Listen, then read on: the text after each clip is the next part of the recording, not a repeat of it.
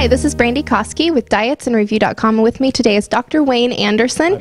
Hi, we're actually in Wichita, Kansas at the KU Medical School, and Dr. Andersen's in town talking about his Take Shape for Life initiative. Can you tell us a little bit about what you're trying to accomplish with that? Well, we actually want to get America healthy. I mean, what a concept, right? Yeah, we call it Catch the Wave, and it's about helping people organize their life around what matters most. And of course, with that, it's optimal health. You know, I always ask people that, if you could choose optimal health, would you make that choice? And the answer is yes. Do you think people know what optimal health is, and how do you help them define that? Well, they don't, and so that's what I wrote a book called The Habits of Health, and it's a blueprint to help people move from wherever they are in their life and move forward and now focus on their daily choices around choices that move them towards health.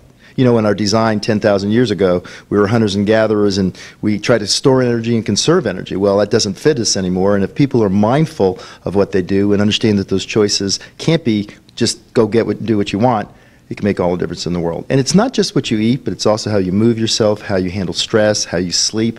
All those things figure in. And in little baby steps, we can start making people, or not make people, actually show them why they want to make choices that support them and move them towards health. One of the things you're going to talk about tonight is preventing disease and not so much just managing disease.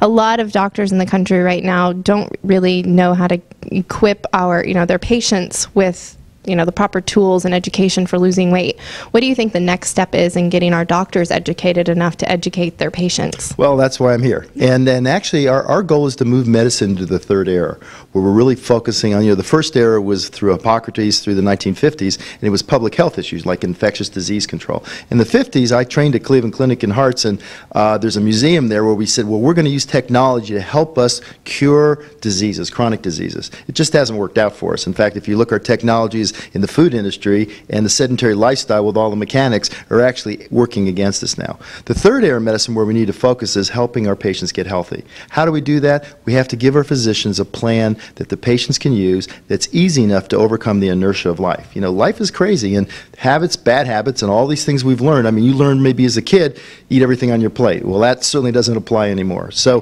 what we have to do is start off by helping people change their habits by making it in their best interest. It has to be autonomous. We don't want to do things. You may look and be frustrated, but if you do not want to do something, you're not going to do it, even if you know it's wrong for you. Absolutely right. Yeah, it starts with, inside. We each have to want it for ourselves. Exactly. So tell me, Dr. Andersen, what else is going on with you? What else can we expect coming up from Habits of Health and from Medifast? Well, the book has sold over 100,000 copies now. We're starting to gain traction. I mean, here we are at KU Medical Center. People want to know. I think people are tired. I spent 20 years as a critical care physician. I was one of the first in the country reacting to disease, exactly what you said, Brandi, and it's not working for us. In fact, if you look at the MODAC studies and see we have an epidemic on our hand that's way out of control, and we're about ready to see the baby boomers start losing, not living as long. The quality of their life is already less than it was for previous generations. So we've got to focus on getting individual responsibility, getting people to understand why it's in their best interest to get healthy.